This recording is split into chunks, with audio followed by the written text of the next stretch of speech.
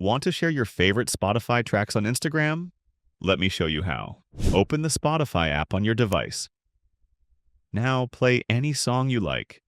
Open it in full view by tapping the song bar at the bottom. Look at the top right and tap the three dots. From the pop-up menu, choose Share, and then at the bottom, tap Copy Link.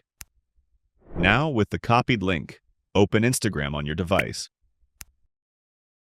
At the bottom right, tap on your profile picture. Choose Edit Profile under your profile bio to start editing. On this page, tap on links right below your bio. Now tap Add External Link. Here in the URL field, paste the new Spotify link. To do this, single tap the URL field, and from the pop-up hit Paste. Optionally, title it with something catchy like Listen to This. Tap Done to save the link in the description. Finally, at the top right, head back 2 times and check your profile. The link is there. Subscribe for more quick tips.